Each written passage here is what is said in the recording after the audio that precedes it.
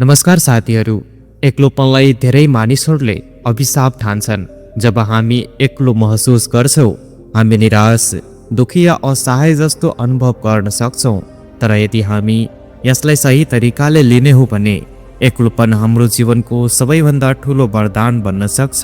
गौतम बुद्ध उनले एक्लोपनलाई आत्मज्ञान प्राप्त गर्ने साधन बनाए र सम्पूर्ण संसारलाई मार्गदर्शन गर्ने मार्गदर्शक बने। सिद्धार्थ गौतमको जन्म एक सम्पन्न परिवारमा भयो। उनी कपिल वस्तु राज्यका राजा शुद्धोधनका पुत्र थिए। जन्मदेखि नै उनलाई कुनै दुःख पीडा वा अभाव महसुस हुन नदियो। उनी राजमहलमा विलासितापूर्ण जीवन बिताइरहेका थिए, तर उनको मन कहिल्यै पूर्ण रूपमा सन्तुष्ट थिएन। उनलाई सधैँ लाग्थ्यो कि जीवन केवल यति मात्र हो। एक दिन सिद्धार्थ गौतम शहर घुम्न निस्किए। त्यहाँ उनले वृद्ध बिरामी र मृत मानिसलाई देखे। यी सबै दृश्यहरूले उनको मनमा गहिरो प्रभाव पार्यो। उनले पहिलो पटक बुझ्न थाले कि जीवन अनिश्चित छ, पीडादायक छ र अस्थायी छ। यी क्षणबाट उनले एक्लोपन महसुस गर्न थाले। उनको मनमा अनेकौं प्रश्नहरू उठ्न थाले। यो संसारमा वास्तविक सुख के हो? के म सधैँ यो भ्रममा बाँचिरहनेछु? त्यसपछि उनले आफ्नो परिवार, दरबार र सम्पूर्ण विलासिता त्यागेर सत्यको खोजीमा निस्कने निर्णय गरे। यो निर्णय सजिलो थिएन। उनले आफ्नो प्रिय पत्नी यशोधरा र नवजात पुत्र राहुललाई छाडेर यात्रामा जानुपर्ने थियो। यस यात्रामा सिद्धार्थ एक्लै थिए। कोही उनलाई मार्गदर्शन गर्ने थिएन। उनी जंगलमा गइरहे, ध्यान गर्दै, विभिन्न साधु सन्तहरूसँग भेट्दै। यो एक्लोपनकै यात्रा थियो जसले उनलाई आत्मचिन्तन गर्न सिकायो। एक्लोपनले उनलाई आफ्नो भित्री शक्ति बुझ्न सघायो। सिद्धार्थले आफ्नो जीवनका 6 वर्ष विभिन्न कठिन साधनामा बिताए। उनले अन्न त्यागे, शरीरलाई कष्ट दिए, ध्यान गरे, तर यी सबै प्रयासले उनलाई वास्तविक सत्यतर्फ पुर्याएन। अन्ततः उनले बुझे कि चरम तपस्या र विलासिता दुवै जीवनका सत्य होइनन्। मध्यम मार्ग नै सत्यको खोजी हो। एक दिन उनले दृढ संकल्प गरे, जबसम्म मैले सत्यलाई पूर्ण रूपमा बुझ्दिन तबसम्म म यहाँबाट उठ्ने छैन। उनले बोध गया स्थित बोधि वृक्ष मुनि बसेर गहिरो ध्यान गरे। यस ध्यानका क्रममा उनले आफ्नो भूतकाल सम्झिए, संसारको पीडालाई महसुस गरे, जन्म मरण चक्रलाई बुझ्न थाले। 7औं दिन उनले पूर्ण रूपमा आत्मज्ञान प्राप्त गरे र गौतम बुद्ध बने। दर्शकबिन बुद्धले आत्मज्ञान प्राप्त गरेपछि पनि उनी एक्लोपनबाट भागेनन्, बरु उनले यसलाई आफ्नो शक्ति बनाए। एक्लोपनले आत्मचिन्तन गर्न सिकायो। एक्लोपनले वास्तविक सत्यको खोजी गर्न प्रेरित गर्यो। एक्लोपनले संसारलाई बुझ्न, प्रेम गर्न र करुणा फैलाउन मद्दत गर्यो। बुद्ध एक्लै जंगलमा बस्दा पनि डराएनन्। उनी निरन्तर साधनामा रमाए। बुद्धले आत्मज्ञान पाएपछि संसारलाई आफ्नो ज्ञान बाँड्न थाले। उनले धेरै मानिसहरूलाई एक्लोपनलाई सकारात्मक रूपमा प्रयोग गर्न सिकाए। उनका अनुयायीहरू संसारभर फैलिए। उनले ज्ञानको ज्योति जलाइरहे। दर्शकबिन यदि बुद्धले एक्लोपन स्वीकार नगरेका भए उनी कहिल्यै सत्यसम्म पुग्न सक्ने थिएनन्। आज हामी पनि कहिलेकाहीँ एक्लोपनको पीडा महसुस गर्छौँ, तर यदि हामी बुद्धबाट प्रेरणा लियौँ भने एक्लोपनले नै हामीलाई बलियो बनाउँछ। एक्लोपन भनेको तपाईबाट लिएको अवसर होइन, तपाईसँग भएको सबैभन्दा ठुलो वरदान हो। यसलाई सही तरिकाले उपयोग गर्न सक्नुभयो भने जीवन नै बदलिदिन्छ। दर्शकबिन प्राचीन समयको कुरा हो। गौतम बुद्ध आफ्नो शिष्यहरूका साथ जंगलमा ध्यान गरिरहेका थिए। बिहानको सूर्य चम्किरहेको थियो।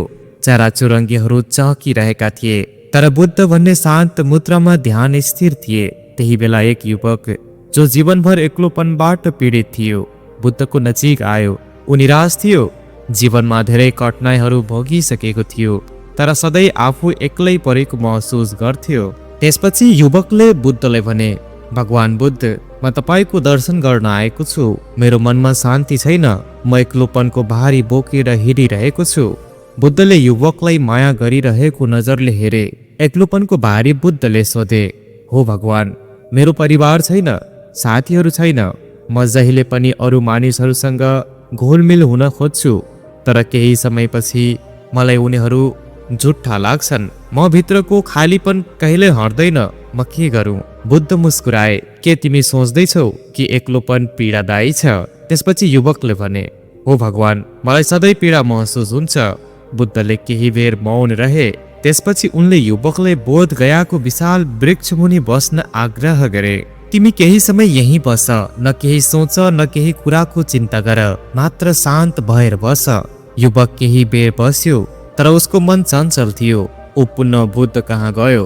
भगवान, म कोसिस गरिरहेको छु, तर मेरो मन सधैँ भूत भविष्यका कुरा गरेर अशान्त रहन्छ। बुद्धले मुस्कुराउँदै भने, त्यही त तिम्रो पीडाको जड हो। तिमी एक्लोपनलाई सधैँ पीडा ठान्छौ, तर यदि तिमी यसलाई वरदानका रूपमा बुझ्यौ भने। युवक अचम्ममा पर्यो। वरदान कसरी? त्यसपछि फेरि बुद्धले भने, हे प्रिय, एक्लोपन त सबैभन्दा ठुलो शक्ति हो। जब तिमी एक्लो हुन्छौ, तिमी आफैले बुझ्न सक्छौ, संसारका झुठा सम्बन्धहरूबाट मुक्त भएर आफ्नो वास्तविक स्वरूप थाहा पाउन सक्छौ। त्यसपछि युवकले भने, तर भगवान, जब म एक्लो हुन्छु मलाई डर लाग्छ। बुद्धले भने, किन डराउनु? जब तिमी अरू मानिसहरूसँग हुन्छौ तिमी उनीहरूकै विचारले भरिन्छौ, तर जब तिमी एक्लै हुन्छौ तिमी आफ्नो आत्मसँग गहिरो सम्बन्ध स्थापित गर्न सक्छौ। युवक गम्भीर भयो यो कुरा सुनेर। बुद्धले अगाडि भने, फेरि मनुष्य सधैँ अरूसँग घोलमिल भएर आफ्नो दुःख भुल्न खोज्छ, तर वास्तवमा शान्ति केवल आत्मज्ञानबाट मात्र आउँछ। एक्लोपन त ब्रह्माण्डको सबैभन्दा ठुलो उपहार हो। यही एक्लोपनमा ध्यान, चिन्तन, बोधि प्राप्त गर्न सकिन्छ। यो कुरा सुनेर युवकको आँखा चम्कियो। के यसको मतलब म मेरो एक्लोपनबाट भाग्नु हुँदैन? बुद्धले भने, हो, त्यसलाई स्वीकार गर, त्यसलाई प्रेम गर। जब तिमी एक्लोपनलाई वरदानका रूपमा स्वीकार गर्छौ, तिमी संसारका दुःखहरूबाट मुक्त हुनेछौ। युवकले पहिलो पटक एक्लोपनलाई नयाँ दृष्टिकोणबाट हेर्न थाले। बुद्धले फेरि मुस्कुराउँदै भने, बोधित्वहरू एक्लै ध्यान गर्छन्, एक्लै आत्मज्ञान प्राप्त गर्छन्। एक्लोपन त शुद्धताको मार्ग हो। त्यस दिनदेखि युवकले एक्लोपनलाई शत्रु होइन, वरदानका रूपमा लिन थाले। दर्शकबिन, बुद्धको यो कथा हामीले सिकाउँछ कि एक्लोपन कुनै अभिशाप होइन, बरु आत्मज्ञानको अवसर हो।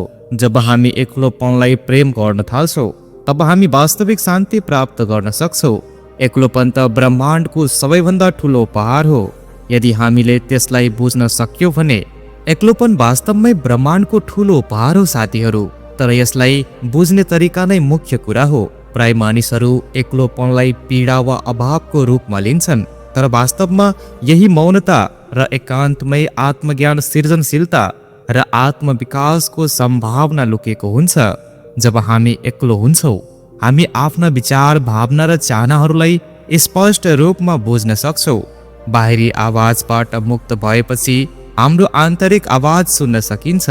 विचार गर्नुहोला, संसारका महान कलाकार, लेखक र वैज्ञानिकहरू प्राय एकान्तमा रहेर आफ्नो उत्कृष्ट कृति सिर्जना गर्छन्। एक्लोपनले सोचाइलाई गहिराई दिन्छन्। जब हामी अरूमा आश्रित हुन्छौँ, हामी उनीहरूको व्यवहार र विचारहरूले प्रभाव पार्न सक्छ।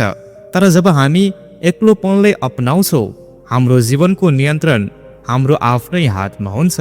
दर्शकबिन, ध्यान, योग र आध्यात्मिक मार्ग सबै एक्लोपनमै सम्भव छन्। शुद्ध चित्त र आत्मज्ञान प्राप्त गर्न बाहिरी लोककलाहरूबाट अलग हुन आवश्यक छ। बुद्ध आफैले राजमहल, परिवार र संसारिक सुखहरू त्यागेर एक्लै ज्ञानको खोजी गर्नुभयो। एक्लोपनमा नै उनले आत्मज्ञान प्राप्त गरे। बुद्धले भन्छन्, यदि तिमी आफ्नो मनलाई बुझ्न सक्दैनौ भने संसारलाई बुझ्ने प्रयास व्यर्थ छ। एक्लोपनलाई आत्मज्ञानको अवसर बनाऊ। दर्शकबिन, म भिडियोको अन्तमा तपाईहरूलाई भन्न चाहन्छु, जबसम्म हामी एक्लोपनलाई समस्या ठान्छौँ, त्यसले हामीलाई दुखी बनाउँछ। तर जब हामी यसलाई आत्मविकासको साधनका रूपमा लिन्छौँ, तब यो साँच्चै ब्रह्माण्डको सबैभन्दा ठुलो उपहार साबित हुन्छ। एक्लोपनबाट भाग्ने होइन साथीहरू, यसलाई बुझ्ने प्रयास गर, किनकि एक्लोपन मात्र हो जहाँ तिमी आफूलाई पाउन सक्छौ।